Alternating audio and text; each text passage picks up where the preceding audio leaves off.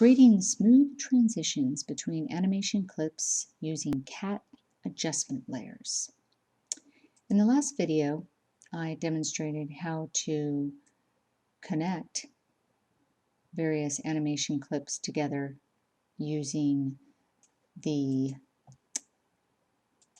or blending absolute layers using their tools, the global weight, as well as the layer ranges.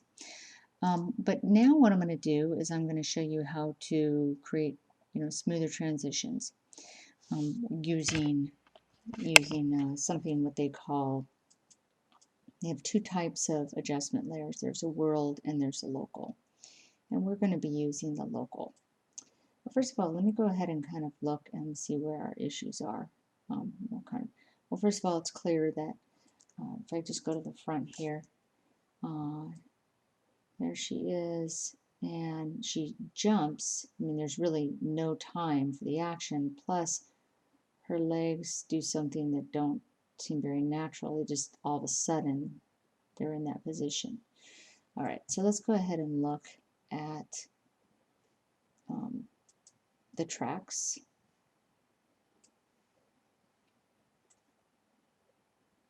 And again, you'd want to have ideally you want to have two computer monitors so that you could hold all of the menus. And I do, but I can't show them in this recorded video. So this is the way it is.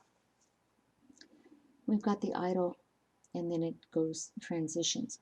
I'm also going to go ahead and open up the global weight curves so we can see how that is translating. So it goes from the idle, and I'm going to hold the control key, or the shift key. Now I have an adjustment layer. What did I use that for? Oh yeah, to fix the funny back issue. Okay, and then, so we'll go to the attack, we'll hold the shift key, we'll go to idle. Okay, so idle is there, it's just on. And then we have the attack. So it goes from an absolute on to an absolute attack. We can actually transition, no, we can't transition idle because it would transition into nothing. So we'll just leave that as is. But what we're going to do is we are going to create a smoother and more gradual transition into the attack. So I'm going to grab that key first of all and just pull it over. And it is transitioning, let's see, I think, yeah, that's fine. Let's see how that is, just that alone. Before I do that though, I need to click on the attack to make sure I see, click on the attack here, see the layers, or the keys I mean, and make sure that you see right now this sort of on and off switch, let's see, it's fine, but then it's over right there. So what we're going to have to do is, that's fine, we'll just leave it like this. Let's just see what happens. Go back to the beginning, hit play again, and it's definitely, smooth. We're not seeing it in actual speed in the viewport. Let me go ahead and hide the mesh so that things will play a little quicker here. Let's see. Let's go back again, hit play. That's okay. But let's look at the feet.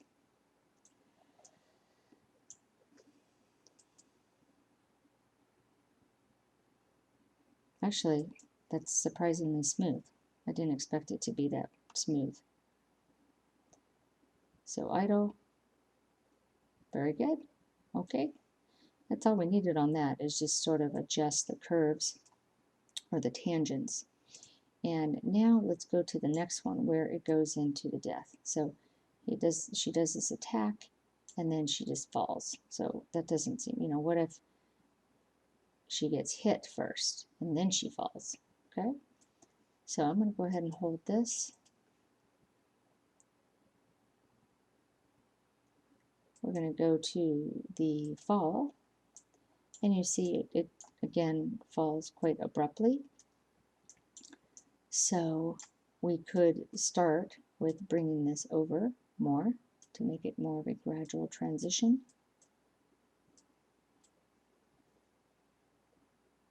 Having trouble moving it, so I'm going to go ahead and mess with the tangents to sort of kind of get it unstuck here.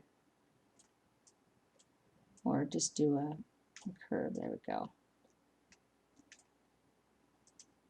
Grab the handle, move this over, and that handle is so weird, so long. Let's go ahead and change it to smooth.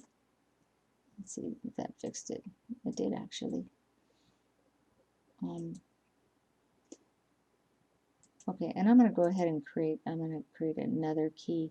You go to the Add Key button, Add Key tool. I could have just hit A and get the move here, there. All right, let's see how that works. It's certainly more natural, but I would say she's a pretty bad actor if she just goes from attack and all of a sudden she falls. So we at least have to have her feel like, you know, she got hit or something. And so we could either go and find another hit animation and see if we can blend that in, or we can do an adjustment layer. So let's go ahead and do that. Okay, I'll go ahead and hold this. You always want to hold because you may not like what you did. Okay, I'm going to go to the layers and over on the fall, I'm going to click on the fall layer and I'm going to add an adjustment local layer.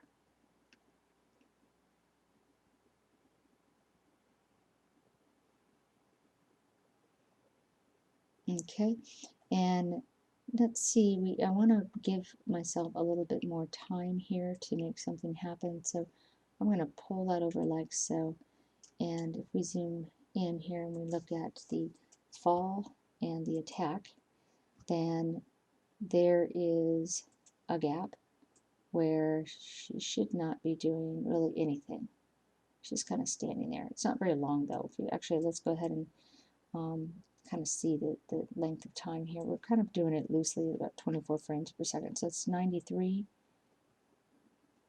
And then she starts transitioning into that. So at 137. So, you know, about 24 frames. That's only a second. So I'm actually going to go ahead and pull this over even more so. There she is attacking, and then that's the transition I created, and then she's going to die. You see there's something weird happening there. Let's go ahead and go to the layer. You see, so if I turn off the layer, you see what happens in between the attack and the die. Okay, but now we turn that on with an adjustment, a local adjustment layer.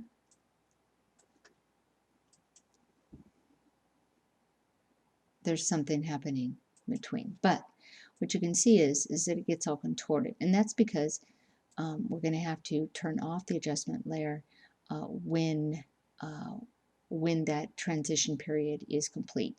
So if we go ahead and open up the global weights,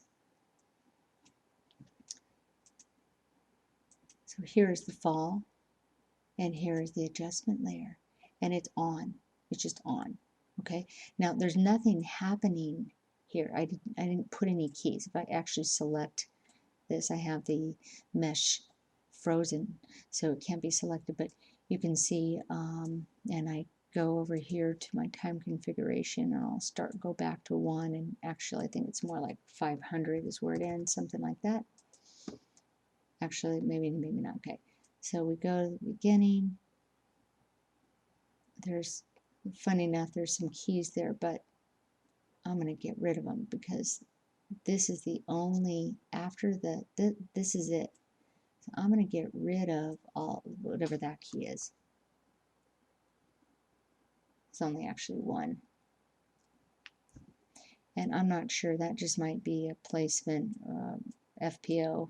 I'm just kind of there. No, let me get rid of it.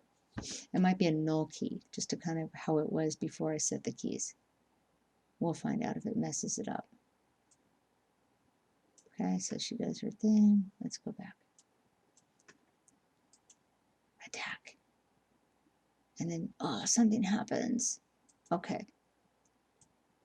Very good. So once that's done and she's about to fall, we're going to transition that out. So we'll turn on the adjustment layer. Again, we'll get a key, say add key, about right there. And add another one. Go get the move. And the second key is going to have a value of 0. Again, it doesn't matter if I turn it off beforehand because there's no keys. It's not affecting anything. That's the beauty of an adjustment layer. It blends, or it's like it's a transparent layer, and it only affects the layer if there are keys on it. So there she is. Now, she kind of pops up a little too fast, that's for sure. So I'm going to go ahead and pull this over so that there's a slower transition. I make sure that is on 0, not -0.